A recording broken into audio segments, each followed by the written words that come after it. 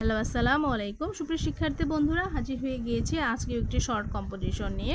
আজকের শর্ট কম্পোজিশনটির নাম my self বা ইউর সেলফ, অর্থাৎ তুমি নিজে বা আমি নিজে। কেমন?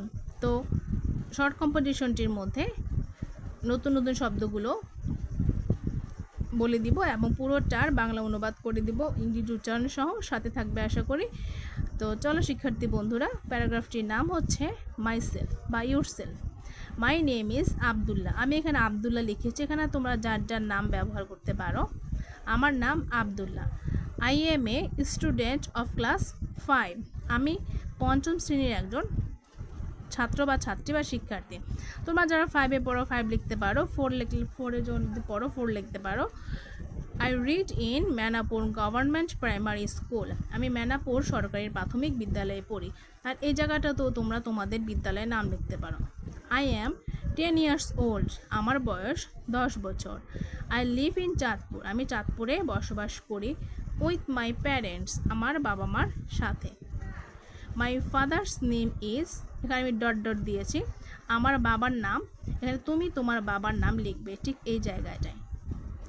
মাই মাদার্স নেম ইজ, এখানেও ডট ডট দিয়েছি। এখানে তুমি তোমার মায়ের নাম লিখবে ইংরেজিতে।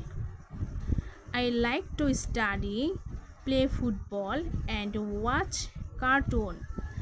আই লাইক, আমি পছন্দ করি, স্টাডি পড়াশোনা করতে, প্লে ফুটবল ফুটবল খেলতে, অ্যান্ড ওয়াচ উপভোগ করতে, কার্টুন অর্থাৎ কার্টুন উপভোগ করতে, পড়তে এবং ফুটবল খেলতে আমি পছন্দ করি। আই গেট আপ, আমি জেগে উঠি। আর্লি ইন দ্য মর্নিং, আমি সকালে ভোরে ঘুম থেকে জেগে উঠি। I go to school everyday. Everyday অর্থ হচ্ছে প্রত্যেক দিন। আমি প্রতিদিন বিদ্যালয়ে যাই। I want to be a teacher. Want to অর্থাৎ চাওয়া। আমি একজন শিক্ষক হতে চাই। ইন দ্য ফিউচার, ভবিষ্যতে আমি একজন শিক্ষক হতে চাই।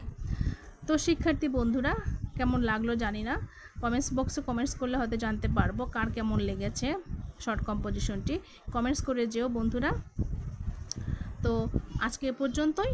তো শিক্ষার্থী বন্ধুরা, যারা আমার চ্যানেলটি সাবস্ক্রাইব করোনি এখনও, আমার চ্যানেলে নতুন, তারা অবশ্যই সাবস্ক্রাইব করার অনুরোধ রইল। আর যারা করেছো তাদেরকে অসংখ্য ধন্যবাদ। আল্লাহ হাফেজ।